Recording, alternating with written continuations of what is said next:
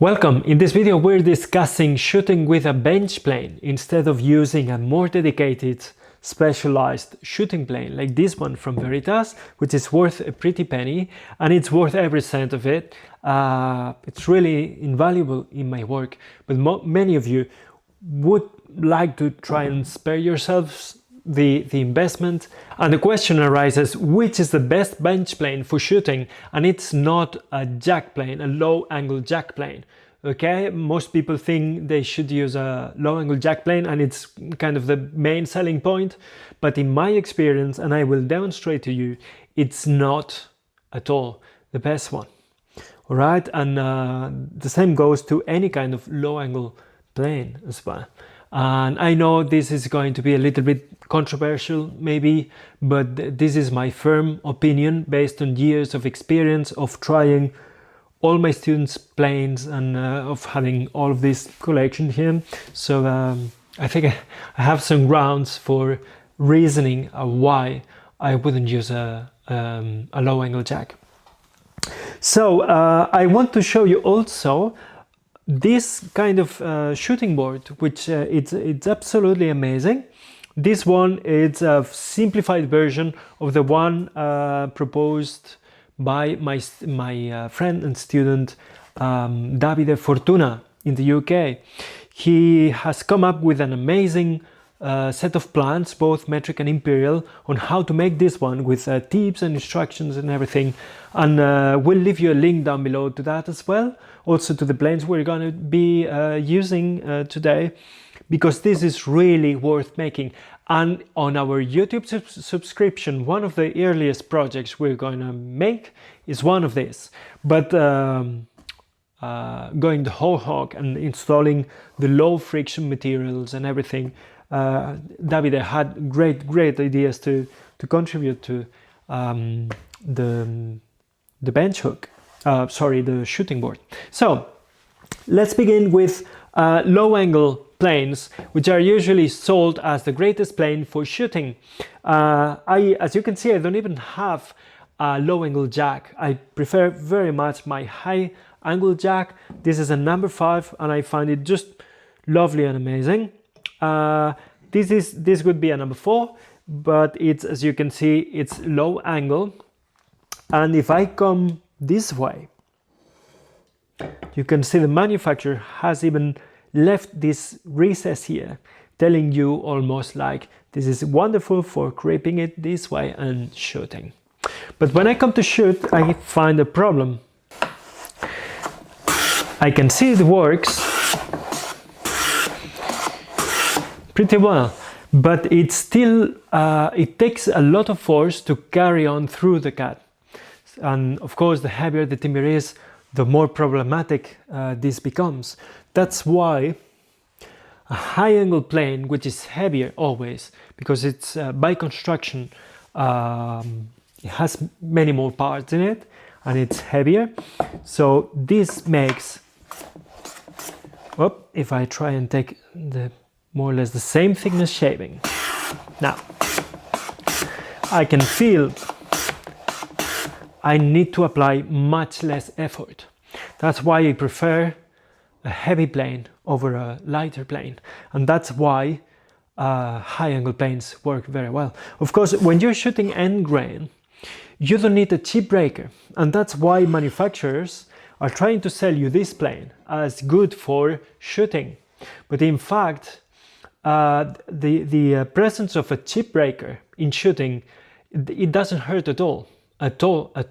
So it's not a problem, of course, and there's no reason why you should want to use another kind of plane. Some might tell you that on a low angle plane you have a lower angle of work, which is beneficial for shooting, but as soon as you put here a few bevels, let's suppose you have a 30-degree bevel in here and the bedding is 12 degrees, you're already at 42 degrees, which is nearly the same as a 45-degree standard for bedrock style planes.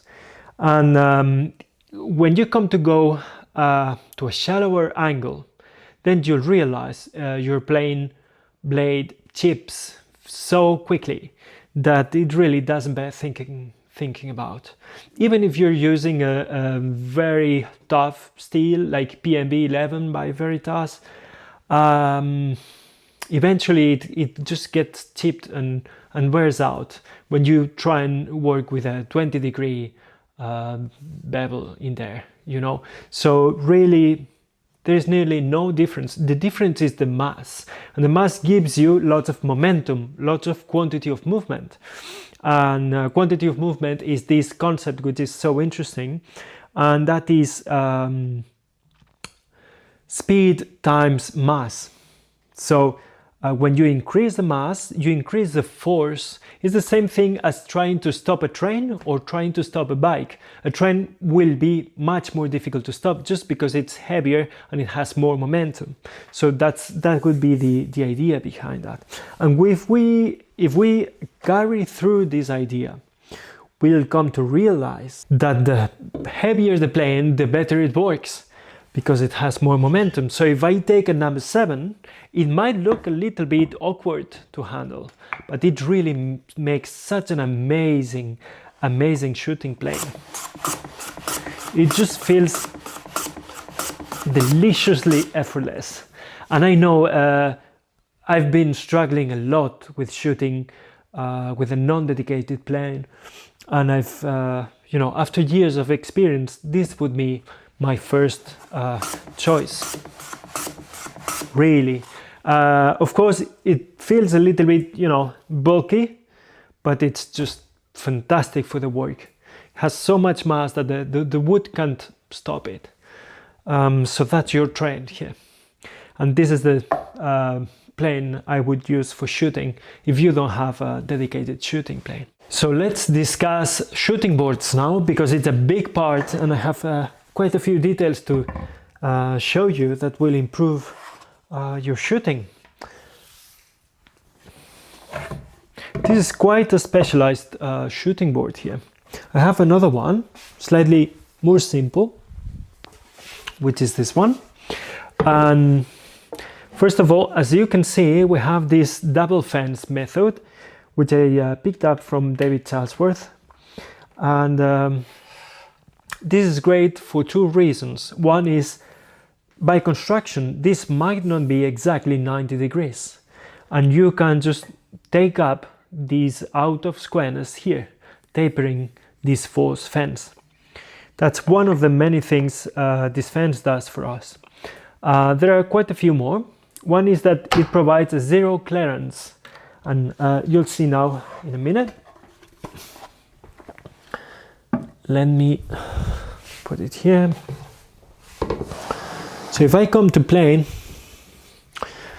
I can begin by bringing this false fence in full contact here.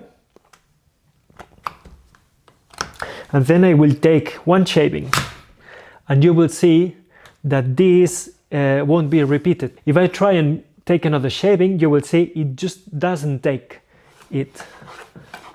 Okay? Unless, of course, I tilt the plane, which is a very common mistake among beginners. Actually, if you see, this is slanted here, this is not 90 degrees. That's years of students ruining my bench hook, my shooting board. So we always have a zero clearance fence here, always clean and ready every time we want to use it.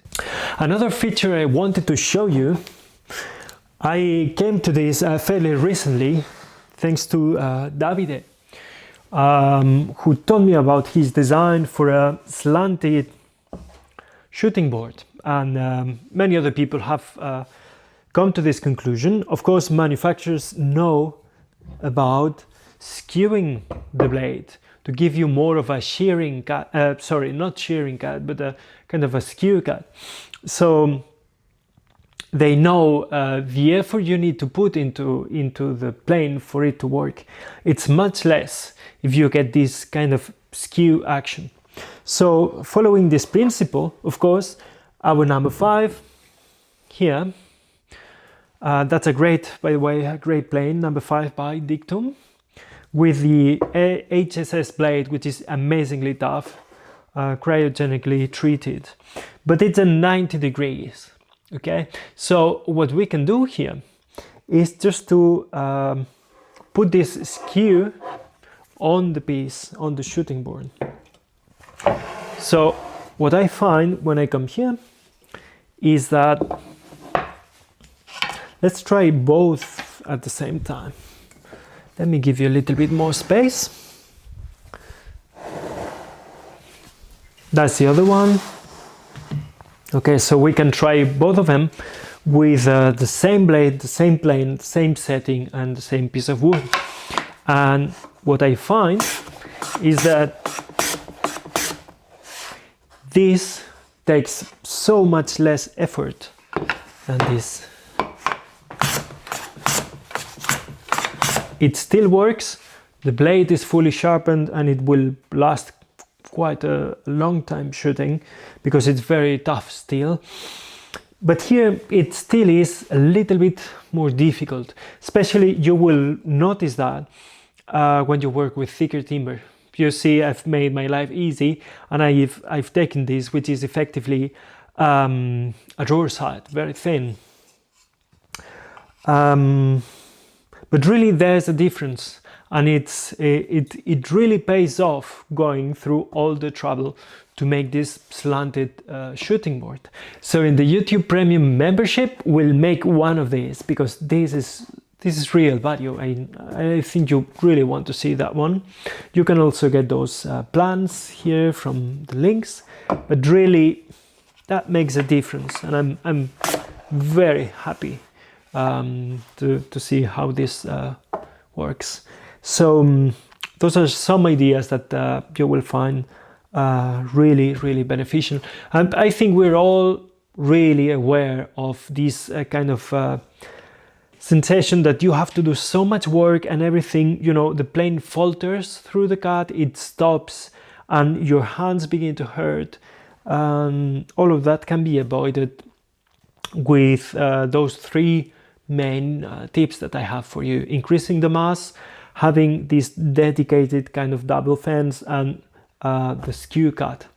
And those are the things actually that you find in the dedicated plane. You find lots of mass because those are very heavy planes. You get the skew cut, and of course you don't get the double fence system, but you can make it here. Okay. Yeah, so those are my thoughts on shooting. I hope you found this video helpful, and please don't forget to subscribe and like this video if you have learned something new. And please don't forget that we have our membership, which is for premium subscribers that want to go a little step further, that want to see the actual build of different projects, and it's already out there for you.